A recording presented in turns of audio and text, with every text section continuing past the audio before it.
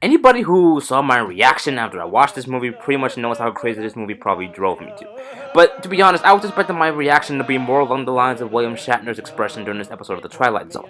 I mean, oh my lord, where the hell do I even start with this? I had almost every intention on not doing an in-depth review on The Lighthouse and letting the film practically speak for itself, but it perplexed me and mesmerized me on such a psychological level that I'm more than willing to go back and spill my beans because it deserves every ounce of praise that it receives. The farewell was a welcome addition, Uncut Gems came considerably close, and again, I almost considered choosing Joker or Once Upon a Time in Hollywood considering the inseparable amount of praise I've been giving both of those movies, but I'm sorry, you cannot beat this. 2019 was A24's Zero Thick and Thin, and this film was the crown jewel that managed to outlast them all. 3.5 months later, I still...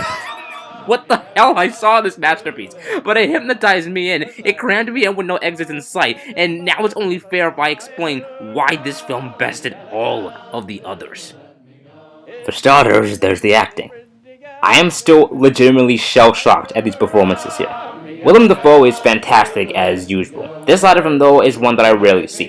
The way he comes across as this swashbuckling, irate old-timer with this over-the-top pirate accent and boorish behavior is very retro and also very startling, because Willem really never fails to creep me out. But the odd thing here is that while Willem is the one receiving all the glitz and the accolades and the awards, I'm over here praising the hell out of Robert Pattinson. I mean, seriously, just look at this guy!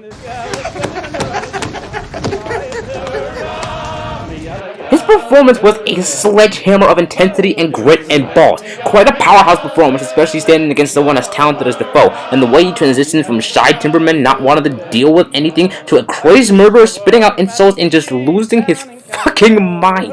It's phenomenal. Definitely made for some entertaining banter with each other. Seriously, just give me another movie with these two trying to outact one another and I'm there, I assure you. Then again, that's only if that film has just as, if not great dialogue as this one. This movie is probably the most quotable film I've seen the entire year. How long have we been on this rock? 5 weeks? 2 days? I'm free from the designs! Oh, don't be such an old bitch! Bad luck to kill a seabird. Kill me like you done that gull. I did! Liar! You murdering dog! God damn! God damn!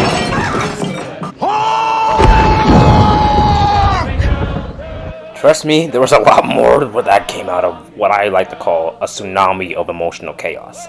I can legitimately say that this entire horrific and psychological polarity that engulfs the entire movie would not have worked nearly as well if Roger Eggers was not directing this. The director of The Witch had not only improved his craft here, I dare say in many ways he excelled it. How he incorporates his vision played a lot with the mood of the film to such an incredible degree that, at first glance, you hardly notice, but the more you look back at it, the more you begin to realize that he has all the answers to your questions that formally when you watch it, but he isn't just going to simply hand them out to you. Whether or not he's going to hold your hand or leave you to fend for yourself is an element that exemplifies how brilliantly the movie in general toys with your emotions, and further leaves you on the edge. It wants you to know where and which direction he'll take the film next. It's up to you to decide. It's one of the many ways The Lighthouse creates such a rich, wholesome atmosphere for itself in a setting that looks so restrictive but feels so alive. Especially when you consider that this was the one film this year that perhaps made me the most uncomfortable with the subject matter it was showing me.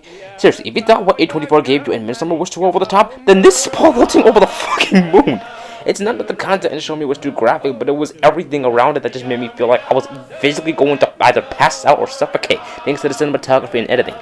Compared to other multimedia outlets that burst multiple pixelated sprites of color toward its audience, this film takes us back to a century with its black and white color palette, reminiscent of the silent era of filmmaking. The cinematography crams the audience what feels like a heavily enclosed space alongside its two protagonists that make your skin twitch and tingle and feel uncomfortable and claustrophobic at the same time. Even better would have to be the aspect ratio. This 1:19:1 aspect ratio shot through a camera with Balto lenses not only visually captures the look and depth of films made in the 1930s, but also adds more to the overall ancient feel to this nerve-wracking and unsettling, but beautiful, dark, and dreary time period. Even more so, the editing was also fine-tuned to what I think is damn near perfection. Its stylized swipes and smash cuts are essentially a ticking time bomb seconds and seconds away from going off, and after it does go off, you're left wondering, What in the mother of us was that? Great aspects aside, a film's technical and artistic achievements are only as great as the story it accompanies alongside itself.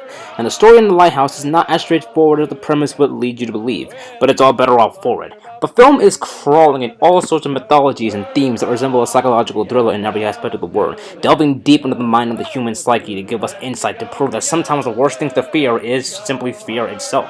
Considering said film was heavily influenced by the likes of F.W. Munro, Robert Louis Stevenson, and H.P. Lovecraft, Lovecraft being the most influential of the three used, it becomes difficult to interpret which themes are more significant than others despite them all playing contributing roles. The glaring signs and symptoms may not gel together in a way some people will understand, but anybody who does may or may not find a lot to relate to. But the way the film handles deception and isolation intertwines how much other symptoms like dread, ignorance, arrogance, loneliness contribute to the loss of sanity and innocence, while also displaying a very interesting take on power and how people like to place themselves over other people. And yeah, speaking of mythology, I think I might want to get into that now. That's probably the most intriguing part of this entire story, you know.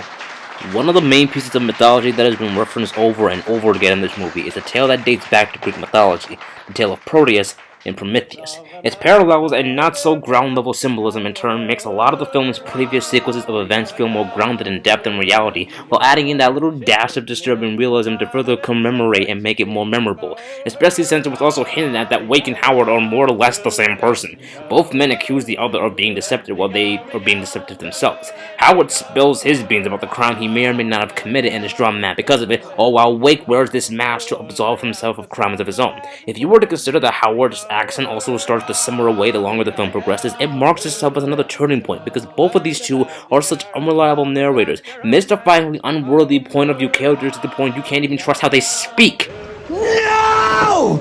The two can't get along when they're sober, but once drunk, they're literally one of the same. You have no idea what's real and what isn't in this movie. And don't worry, it's more mystifying when we get to the ending. Spoilers ahead. The two men finally duke it out, and Howard gets the upper hand. He literally drags Wake like a dog to the outside and buries him alive and gets the key to the light. Wake won't give up without a fight, though, so yeah, guess what Howard does? He finally reaches the light, and upon touching it, lets out distorted laughter or screaming before he breaks his leg and falls down at the bottom. Eventually, though, he meets the same fate as Prometheus, eaten alive by the seagulls as they peck at his innards lying naked upon the rocks of the shore, left slowly to die. Some say when Howard touched the light, he saw everything. Some say he saw nothing. Both, or enough to drop anyone to the deep end. What was broken during the weeks-long ordeal never truly healed itself when it was all said and done. Similar to that of the two protagonists, the Lighthouse held such a magnetic pull over both men that both of their lives changed for the absolute worst, serving how the Lighthouse within itself served as its own character. As a modern-day horror film with a retro sense of style, sensibility around its claustrophobic atmosphere and eccentric themes, The Lighthouse offers more than a style over substance. It's a bleak, mind-bending trip to the edges of insanity, wrapped up in a sobering study of the effects of isolation and dehumanization. It's a gothic horror imagery, real-life story similarity, and plethora of engaging themes, messages, and links to mythology, all of which has the potential to question somebody's sanity and test the morality of the viewer, makes for a truly unforgettable, arresting, unsettling, and sometimes even hysterical psychological horror film that's enthralling, consistently engaging, and comprises of everything that is currently missing in the horror genre today. Everything plays so well off of each other when it comes to making the overall look, tone, feel, and atmosphere of the film feel ancient and wholly original, as well as its two incredible powerhouse performances and the story wearing its influences on its sleeve. To say this movie is a masterpiece would be billing it as an understatement. To put it simply, it's my favorite film of 2019.